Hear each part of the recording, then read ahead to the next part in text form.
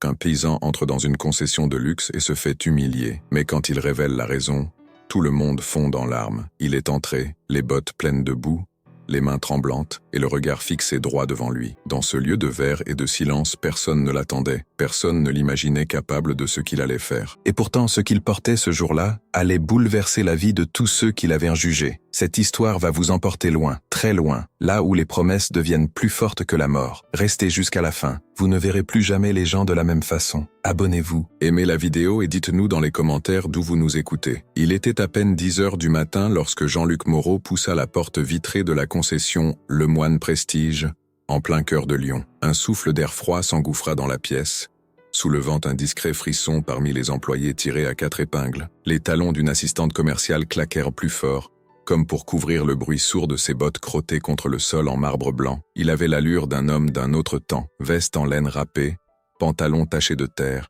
chapeau de feutre beige un peu déformé, et surtout ses mains, larges, usées, burinées par des décennies à labourer la terre bourguignonne. Dans sa main gauche, une petite boîte en bois verni. Il ne regardait pas les vitrines étincelantes, ni les panneaux lumineux vantant les mérites des nouveaux modèles électriques. Non, il fixait un coin précis du showroom, là où trônait, entre deux SUV allemands, une voiture bien différente, une Citroën DS21, bleu nuit, 1969. Les souvenirs le frappèrent comme une gifle silencieuse. Un vendeur, jeune, costume trop serré, cheveux gominés, s'approcha avec un sourire professionnel, mais crispé. « Bonjour monsieur, je peux vous aider ?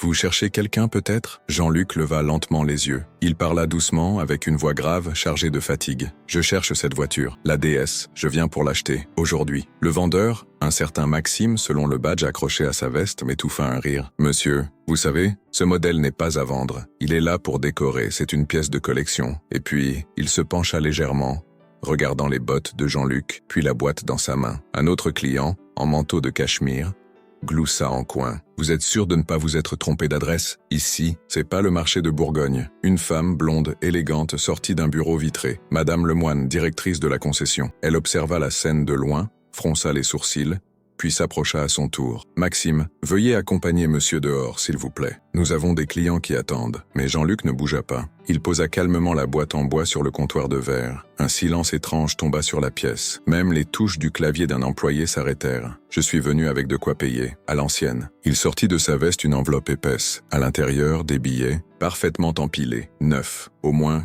90 000 €. « Je veux cette voiture. Elle m'attend depuis 50 ans. » Madame Lemoine hésita. Son ton changea légèrement, devenant plus condescendant que sec. « Monsieur, je comprends que vous soyez attaché à ce modèle, mais cette voiture n'est pas à vendre. Et vous devez comprendre que ce lieu est particulier. » Particulier pour qui ? Pour ceux qui sentent le parfum, pas la sueur. Sa voix s'était faite plus dure. Il tapota doucement le couvercle de la boîte. « C'est les cendres de ma femme. Elle est morte il y a 3 semaines. Et cette voiture, c'était son rêve, le seul qu'on n'a pas réalisé. Alors je suis venu le faire, même tout seul. » Un frisson traversa la pièce. Maxime recula légèrement. Un autre vendeur détourna les yeux, soudain honteux. Madame Lemoine ne trouva rien à répondre tout de suite. Jean-Luc reprit, plus calme, presque doux.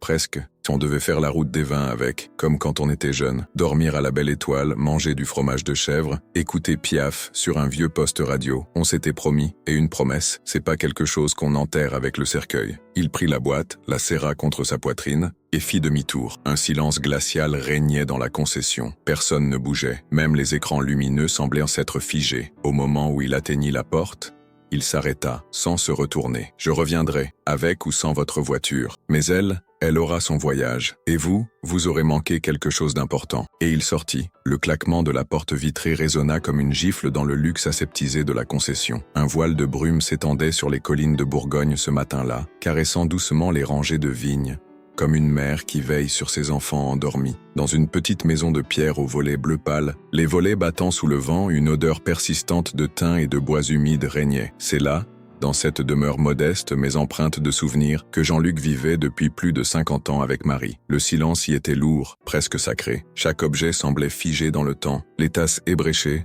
la nappe à carreaux tachée de vin, les photos jaunies sur le buffet. Mais surtout, il y avait ce fauteuil près de la cheminée, encore couvert du châle de Marie. C'est là qu'elle avait passé ses derniers mois, affaiblie par la maladie, le regard toujours tourné vers la fenêtre donnant sur le jardin. Ce jardin qu'elle avait tant aimé, elle l'appelait le coin de vie, même lorsque la mort s'approchait déjà à pas feutrés. Un jour d'avril, Quelques semaines avant son dernier souffle, Marie lui avait pris la main avec une force surprenante pour son état. Sa peau, fine comme du papier, tremblait. Tu te souviens de la déesse, celle qu'on avait vue à Saint-Émilion quand on n'avait encore rien? Même pas une montre au poignet? Jean-Luc avait hoché la tête, les yeux humides. Je l'aimais pour sa courbe, pas pour son prix, hein? Elle me faisait penser à une femme libre qui glisse dans le vent. C'est ce qu'on aurait dû être. Libre, sans vigne à tailler, sans dette, sans douleur. Elle avait tourné la tête vers lui, le souffle court, mais le regard vivant. Promets-moi que tu m'emmèneras sur la route des vins avec la déesse bleue, même si je suis plus là pour te chanter la vie en rose. Promets. Jean-Luc avait voulu répondre tout de suite, mais les mots étaient restés coincés dans sa gorge. Alors il avait embrassé sa main doucement et murmuré contre sa peau froide, je te le jure, jusqu'à la dernière fleur. Le soir de sa mort, il avait posé un bouquet de roses fanées sur son oreiller vide. Elle les adorait même lorsqu'elles perdirent leurs pétales. Elles sont comme moi, disait-elle. Belles même quand elles tombent. Depuis ce jour, Jean-Luc ne dormait plus dans leur chambre. Il passait ses nuits dans le jardin, dans un vieux fauteuil rouillé, les yeux fixés sur le ciel, attendant un signe, un souffle, une trace d'aile dans le vent. Le deuil n'était pas venu en vague. Il était arrivé d'un seul coup, brutal, comme une hache dans le bois encore vert. Et c'est dans ce silence, celui des fleurs, celui de la promesse, que Jean-Luc avait décidé de tout vendre. Le tracteur, les bêtes, les outils, même les terres qu'il avait héritées de son père.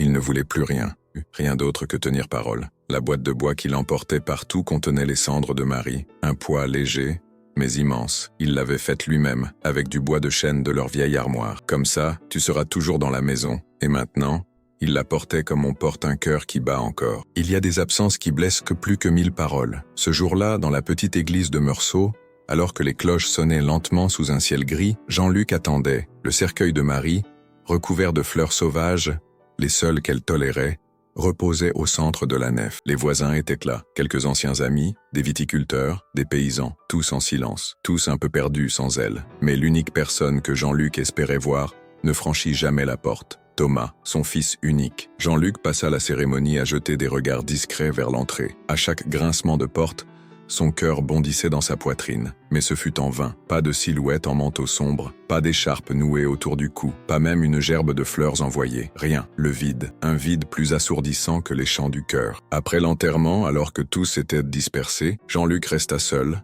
face à la tombe fraîche. Il ne pleurait pas, il n'avait plus de larmes, seulement ce poids dans la poitrine, ce trou béant qu'aucun silence ne pouvait combler. Il sortit son vieux téléphone à clapet, et appuya sur le nom Thomas. La sonnerie retentit 3 fois avant qu'une voix distante réponde. « Allô ? C'est moi, dit Jean-Luc. Tu n'es pas venu ?» Un soupir, puis un silence. « Je ne pouvais pas, » répondit Thomas, sec. « J'avais une réunion à Zurich. Et puis, à quoi bon ? Elle est morte ?» Jean-Luc ferma les yeux. Chaque mot de son fils le frappait comme une gifle invisible. « Elle t'attendait, tu sais, jusqu'au dernier instant. Je suis désolé, papa, mais tu sais très bien qu'on n'avait plus rien en commun. Ni toi, ni elle. Je suis plus ce petit garçon des champs. » Jean-Luc ne répondit pas. Il voulait crier, supplier, mais les mots ne vinrent pas. À la place, il serra la boîte dans ses bras, comme s'il pouvait protéger Marie une dernière fois. « Je vais faire ce qu'on s'était promis, dit-il enfin.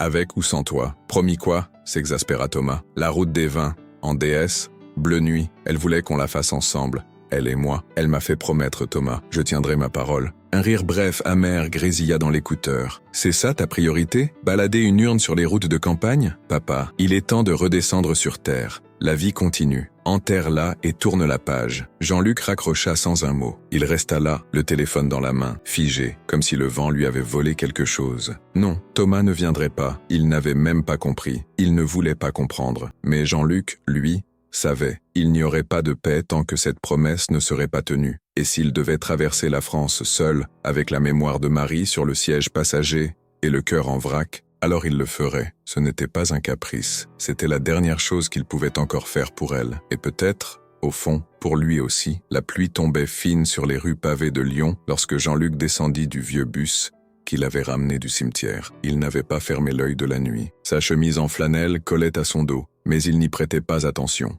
À l'intérieur de son esprit, une seule chose tournait en boucle, la déesse bleue. Ce modèle précis, de 1969, bleu nuit, intérieur crème, avait été l'obsession silencieuse de Marie pendant plus de 40 ans. Elle en avait découpé une photo dans un vieux numéro de Paris Match, l'avait glissée entre 2 pages d'un roman de Françoise Sagan, et s'émerveillait toujours de sa ligne élégante, aussi fine qu'un cygne qui traverse la Loire au petit matin, disait-elle. Jean-Luc savait qu'il n'avait qu'une seule chance de trouver exactement ce modèle. Et grâce à un garagiste de campagne qui lui devait une faveur, il obtint une information précieuse. Un collectionneur privé, Gérard Lemoine, possédait une déesse identique, entreposée dans un domaine viticole en périphérie de la ville. Le nom résonna étrangement dans la tête de Jean-Luc, Lemoine. Il n'arrivait pas à placer le visage, mais quelque chose dans cette sonorité éveillait un malaise ancien, une sensation enfouie, presque instinctive. Il ne dit rien. Il nota l'adresse sur un papier taché de café et prit la route à pied, la boîte de bois serrée contre lui, comme une boussole. Le domaine était grandiose. Le clos des Silènes,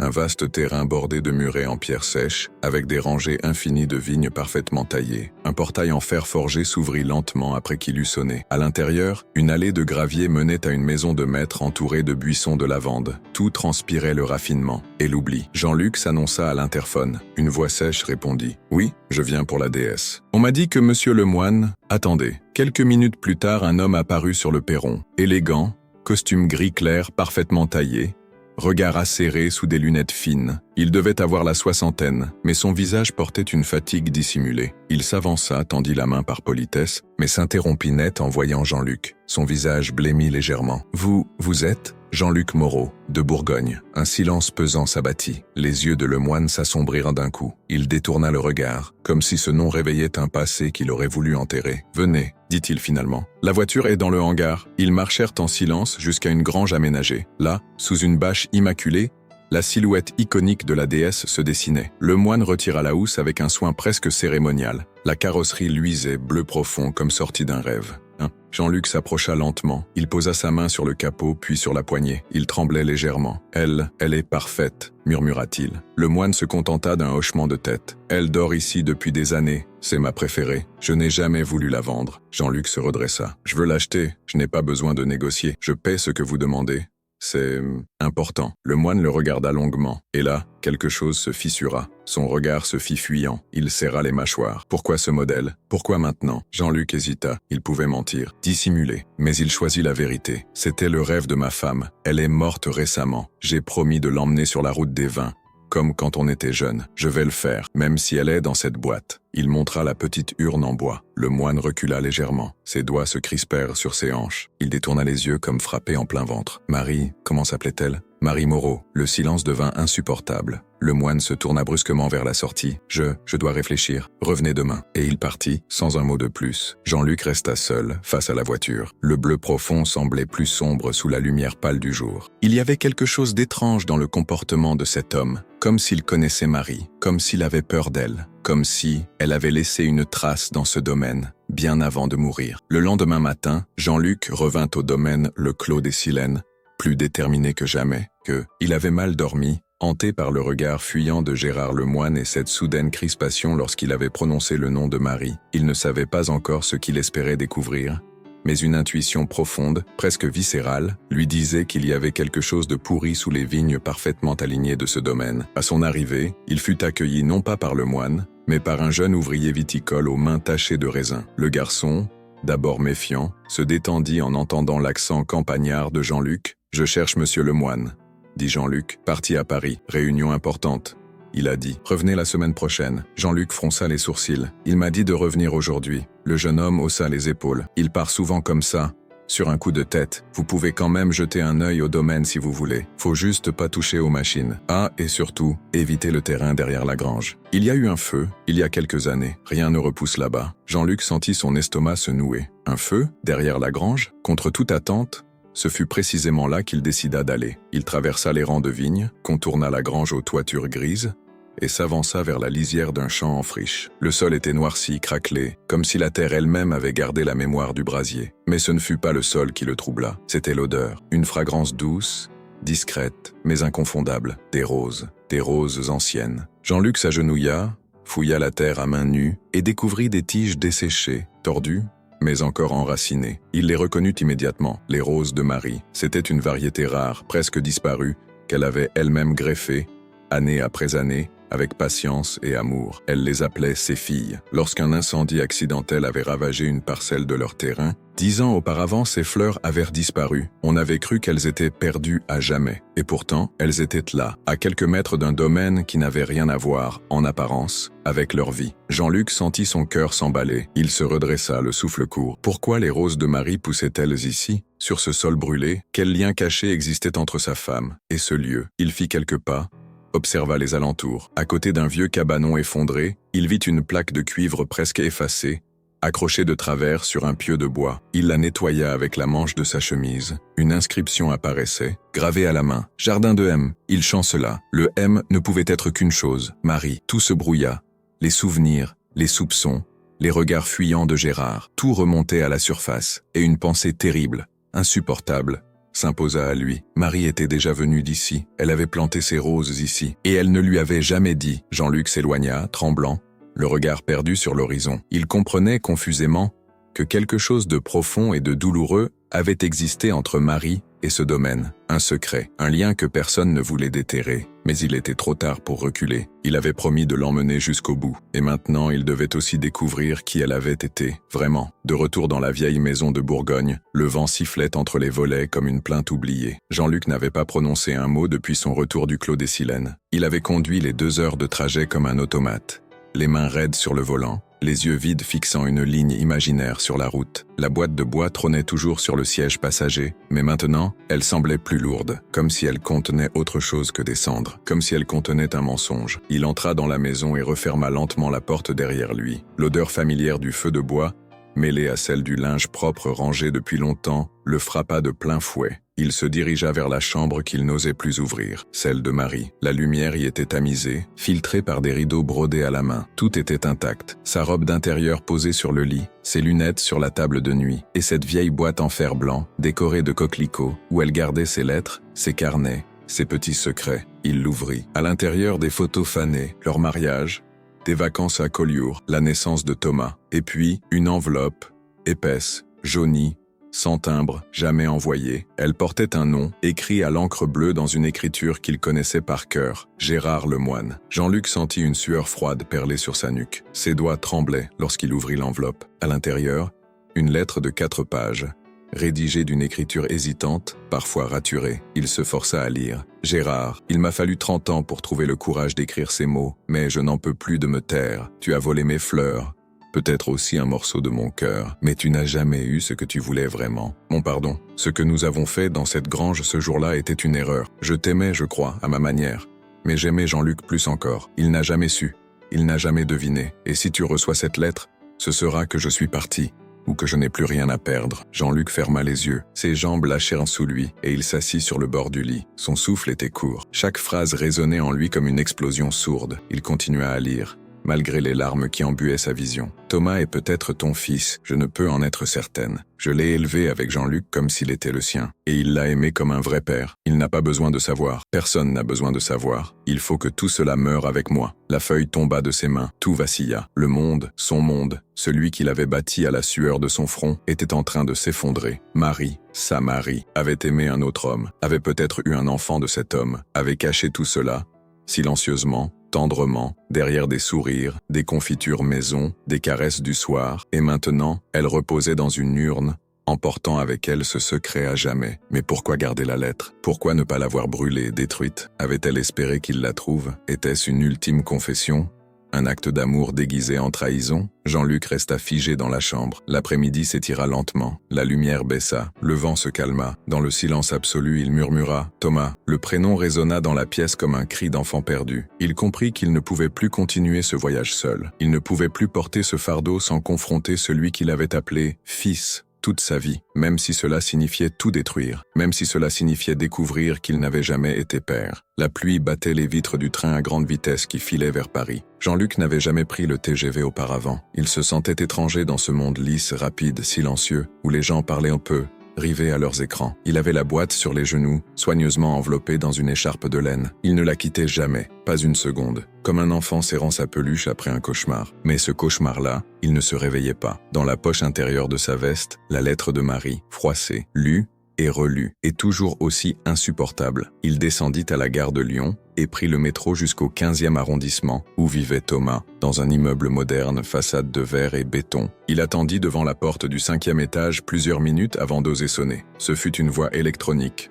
froide, qui répondit « Oui, c'est moi, Jean-Luc ». Un silence, puis un soupir presque excédé. « Qu'est-ce que tu fais ici ? Je dois te parler, c'est important. » La porte s'ouvrit dans un claquement sec. Thomas se tenait là en costume, la cravate desserrée, les traits tirés. Il ne proposa pas d'entrer. Jean-Luc entra quand même lentement, comme un homme qui entre dans une église étrangère. L'appartement était impeccable. Clinique, pas une trace de vie, pas une photo, pas un tableau, juste du design froid et silencieux. Jean-Luc posa la boîte sur la table basse. « Je suis allé au Clos des Silènes. »« Pardon ?» ?»« Là où ils ont la déesse bleue, là où Marie est allée, il y a longtemps. » Thomas recula légèrement. « Maman, de quoi tu parles ?» Jean-Luc sortit la lettre et la tendit sans un mot. Thomas hésita, puis lentement lut. Ses mains tremblaient au fil des lignes. Quand il arriva à la fin, il posa le papier sur la table, en silence. « Tu crois que c'est vrai ?» demanda-t-il d'une voix blanche. « Je ne sais pas. » Un long silence. Puis Thomas explosa. « Pourquoi tu me montres ça ? Pourquoi maintenant ? Tu veux me dire que je suis le fils d'un autre ? Que toute ma vie est un mensonge ?» Jean-Luc serra les dents. Son visage était fermé, mais ses yeux étaient humides. « Je ne veux rien te dire. Je veux juste que tu saches, que tu comprennes pourquoi je fais ce voyage. Pourquoi cette voiture ? Pourquoi j'ai tout vendu ?» Thomas se laissa tomber dans un fauteuil, les coudes sur les genoux. Il semblait vidé. L'homme sûr de lui, le cadre dynamique, avait disparu. Ne restait qu'un enfant bouleversé, en costume trop grand. « Et maintenant, tu veux quoi ? Que je vienne avec toi faire ton petit pèlerinage ? Que je joue au fils modèle dans une voiture de 60 ans ?» Jean-Luc se leva lentement. « Je ne veux rien. Je t'invite. Mais je le ferai, avec ou sans toi. » Il reprit la boîte, la serra contre lui, puis avant de partir, il ajouta « Elle t'aimait. Ça, je n'en ai jamais douté. Et moi aussi. » Il sortit, laissant Thomas seul, assis, incapable de bouger. Le lendemain, Jean-Luc se présenta à nouveau au Clos des Silènes. Le moine était de retour. Il l'attendait, assis sur un banc en pierre, le regard perdu dans les vignes. « Je m'attendais à ce que vous reveniez, » dit-il simplement. Jean-Luc s'assit en face de lui. Les deux hommes se jaugèrent longuement. « Vous l'avez aimée ?» demanda Jean-Luc, « comme on aime une étoile, de loin, avec douleur, sans jamais la voir vraiment. » Un silence. « Vous avez couché avec elle ?» Le moine hocha la tête, lentement. « Une seule fois. Elle m'a dit que c'était une erreur, mais je ne l'ai jamais oubliée. » Et Thomas, le moine ferma les yeux. Une larme coula, discrète. « Je ne saurais jamais, elle non plus, mais je l'ai regardé grandir de loin. Il vous ressemblait trop, dans la façon de marcher, dans le regard. J'ai su que je n'avais pas ma place. » Jean-Luc sortit une enveloppe de sa veste. « Voilà pour la voiture, le prix que vous avez demandé. » Le moine secoua la tête. « Je ne veux rien. Gardez votre argent. » « Pourquoi ?» Le moine le regarda droit dans les yeux. « Parce que c'est la seule chose que je peux faire pour elle. » Maintenant, en silence, Jean-Luc se leva, fit un signe de tête, aucun mot d'adieu. Aucun remerciement. Il se dirigea vers le hangar. La déesse bleue l'attendait, brillante comme une promesse tenue. Le prix du silence avait été payé, mais le voyage ne faisait que commencer. La déesse bleue avançait lentement sur les routes sinueuses de la Côte d'Or, son moteur ronronnant comme un vieux chat qui sort d'un long sommeil. À son bord, Jean-Luc, le dos bien droit, les deux mains posées fermement sur le volant en bakélite et sur le siège passager, attaché par une ceinture comme un invité d'honneur, la boîte de bois contenant les cendres de Marie. Le tableau de bord en acajou brillait sous la lumière du soleil filtrée par les arbres. Tout en elle respirait une autre époque. Une époque où l'on prenait le temps. Une époque où les promesses étaient des serments. Les premiers kilomètres avaient été silencieux, solennels. Jean-Luc ne parlait pas. Il conduisait avec précaution, presque religieusement. Il n'y avait pas de musique. Juste le froissement du vent, le bruit des pneus sur l'asphalte et parfois un murmure. « Tu vois, Marie ? » On y est. Enfin, il s'était arrêté dans un petit village pour prendre du pain et la boulangère l'avait regardé avec un mélange d'étonnement et de respect en voyant le véhicule vintage parfaitement entretenu. Il n'avait rien expliqué. Il n'en avait pas besoin. C'était entre elle et lui. Mais à la 3e étape du parcours, quelque chose changea. Il s'arrêta à Beaune, là où ils avaient passé leur première nuit ensemble dans un hôtel modeste, au volet vert. Il reconnut la façade. Elle n'avait presque pas changé. Il descendit de la voiture, fit quelques pas, s'arrêta devant une petite place fleurie où Marie adorait s'asseoir pour dessiner. C'est là qu'elle lui avait dit, un soir d'août, « Je veux une vie simple, Jean-Luc, mais vraie. » Il se laissa tomber sur un banc, les coudes sur les genoux et murmura, « Je ne sais même plus si cette vie a été vraie, Marie, ou si elle était faite de silence et de demi-vérité. » Il sortit la lettre de sa poche, la relut encore. Chaque mot lui lacérait le cœur. « Thomas est peut-être ton fils.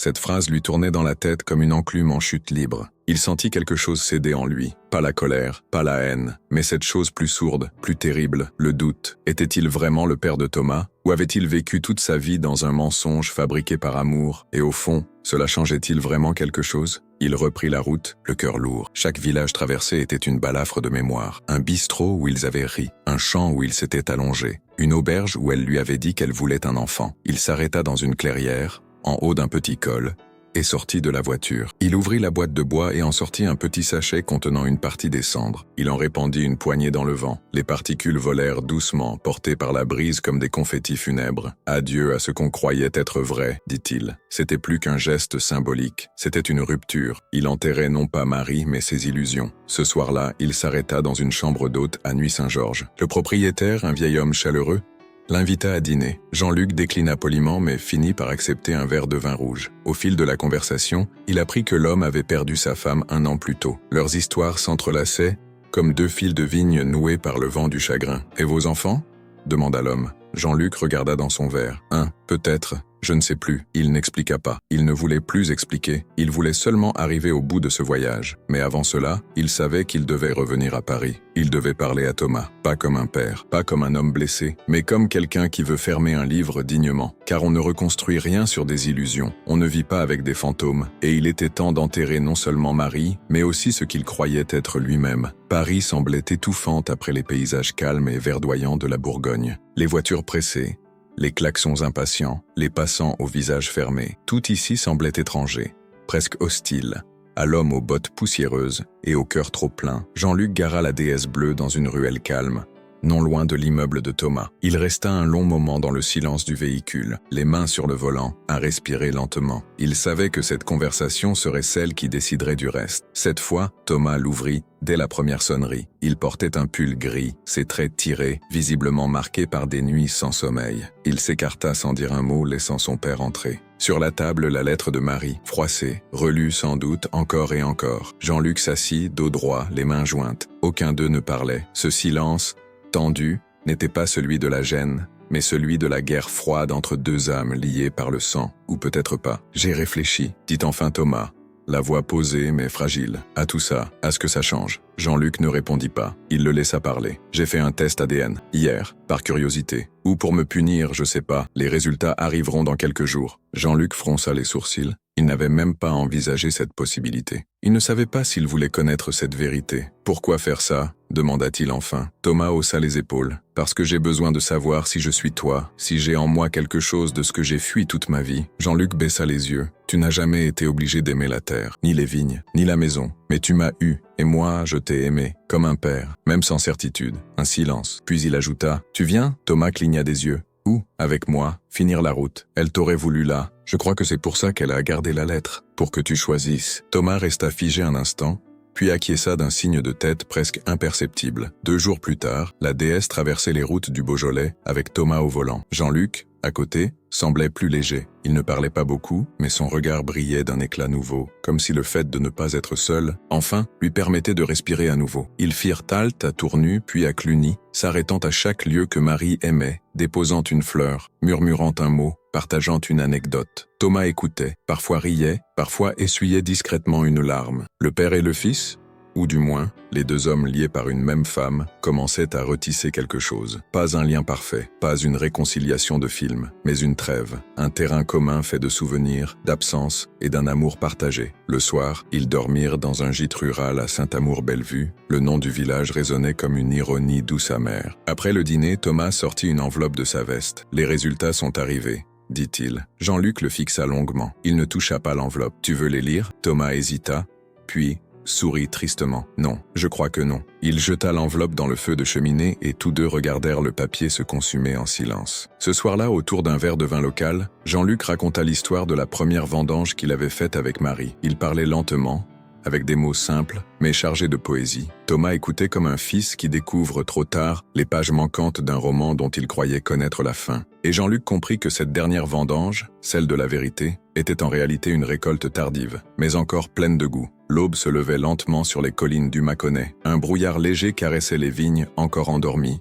et la rosée scintillait sur les feuilles comme des larmes suspendues. La déesse bleue, silencieuse et majestueuse, roulait à travers ce décor de cartes postales. À son bord, Jean-Luc et Thomas, silencieux également, comme s'ils n'osaient pas briser cette harmonie fragile entre le passé et le présent. La boîte en bois reposait désormais sur une étoffe de lin blanc, sur la banquette arrière, telle une passagère sacrée. Chaque village traversé semblait leur murmurer quelque chose, un souvenir, une chanson oubliée, un parfum. À chaque arrêt, Jean-Luc sortait une fleur, parfois une rose, parfois une marguerite, parfois une simple branche de lavande. Il les déposait là où Marie aurait voulu s'arrêter, sur un muret, au bord d'un champ, sur le rebord d'une fontaine. Il ne disait rien, mais chaque geste était une prière muette. Ils arrivèrent à Châteauneuf-du-Pape au milieu de l'après-midi. Le soleil réchauffait les pierres anciennes, et le vent apportait avec lui l'odeur des cépages mûrs. C'était ici qu'ils avaient imaginé finir leur route, lui et Marie, un jour lointain, le point culminant de leurs rêves. Une terrasse sur les hauteurs, face aux vignes dorées, un verre de vin rouge à la main, un coucher de soleil, et l'idée que rien ne pouvait être plus parfait. Jean-Luc demanda à Thomas de s'arrêter. Il descendit lentement, son corps fatigué mais droit, digne. Il tenait la boîte dans ses bras comme on porte un nouveau-né. « Tu sais, dit-il à son fils sans le regarder, on se rend compte trop tard qu'on a vécu à côté des choses, des gens, des vérités. On croit aimer correctement, mais on aime comme on peut, pas toujours comme il faut. » Thomas ne répondit pas. Il se contenta de s'approcher et de poser sa main sur l'épaule de son père. Jean-Luc s'assit sur un banc de pierre, face à l'horizon. Il ouvrit la boîte, lentement, presque avec crainte, comme si Marie pouvait s'envoler tout entière à cet instant. Il prit une poignée de cendres entre ses doigts. Le vent attendait. Il souffla doucement, et les cendres s'élevèrent, tournoyant au-dessus des vignes, se mêlant à l'air, au soleil, à la terre. « Voilà, dit-il doucement, tu es chez toi. » Il répéta le geste 2 fois, 3 fois, jusqu'à ce qu'il ne reste rien dans la boîte. Rien que le bois vide et l'écho du silence. Thomas sortit alors de sa poche un petit papier plié. Il le tendit à Jean-Luc. « Je l'ai trouvé dans un vieux carnet de croquis de maman. Je crois qu'elle l'a écrit pour toi. Ou pour nous, je sais pas. » Jean-Luc déplia le papier. C'était une lettre, courte, écrite à la main. « Si un jour tu fais ce voyage, ne le fais pas pour moi, fais-le pour toi. Parce que ce chemin, nous l'avons déjà parcouru ensemble. Dans chaque regard, chaque rire, chaque silence, je t'ai aimé, même quand je ne savais plus comment. Et si je t'ai menti, c'était pour ne pas te perdre. Pardon, mais merci. Pour tout. » Jean-Luc sentit sa gorge se nouer. Les larmes coulèrent sans bruit. Il serra la lettre contre sa poitrine. Le vent soufflait plus fort maintenant, comme si Marie lui répondait. Ils restèrent là, longtemps, sans parler, juste à regarder les collines s'embraser sous le soleil couchant. Le ciel prenait une teinte rosée, et dans cet instant suspendu, le temps semblait se replier sur lui-même. Passé, présent, regret et réconciliation, tout s'entrelaçait dans le silence doré du soir. Ce n'était pas une fin. Ce n'était pas un début, c'était le voyage promis, celui qui n'a pas besoin d'aller loin pour toucher au vrai, celui qui parfois commence seulement quand on n'a plus rien à prouver. Le lendemain, ils reprirent la route en silence, comme si les mots n'avaient plus leur place après ce qu'ils avaient partagé. La boîte vide reposait sur les genoux de Jean-Luc, mais elle semblait plus lourde que jamais, comme si elle contenait maintenant non plus des cendres,